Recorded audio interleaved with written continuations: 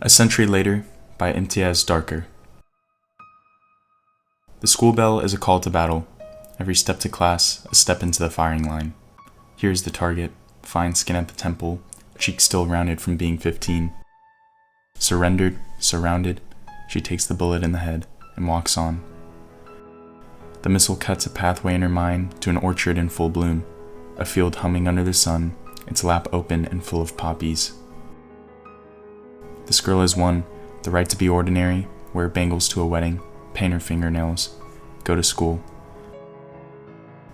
Bullet, she says, you are stupid, you have failed. You cannot kill a book or the buzzing in it. A murmur, a swarm, behind her one by one, the schoolgirls are standing up to take their place on the front line.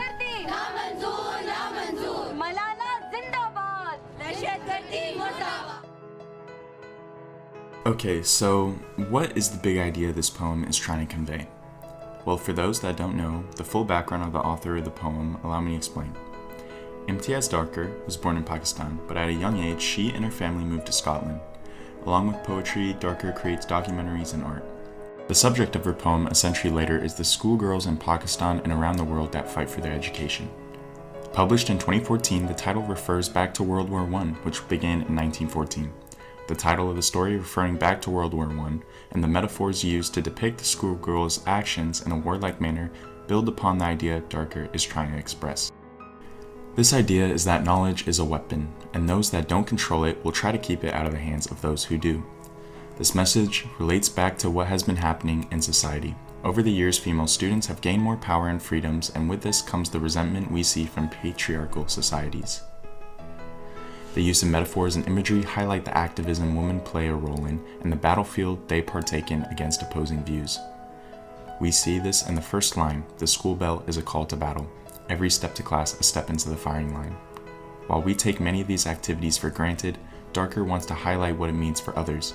The circumstances they are in changes the value education holds, and Darker shows this by depicting their actions as one of an ongoing war. A person that plays a role in the poem, while not named, is Malala Yousafzai. Speaking out for women's rights from a young age, she did not back down, and when she came face to face with their opposition, she took the bullet and not only lived but inspired others. In the rest of the poem, we are given metaphors that depict these key moments. The missile cuts a pathway in her mind to an orchard in full bloom. We can take this metaphor as a depiction of Malala. The bullet, which we think would silence her or her cause, is met with imagery of beautiful landscapes and peace. This symbolizes the tranquility in her actions and the beauty in her inspiration. This isn't the only depiction of this, as Imtiaz Darker integrates Malala's message into her own call to action in the poem. This serves as a final stand for Darker's ideas, as well as Malala's and activists around the world.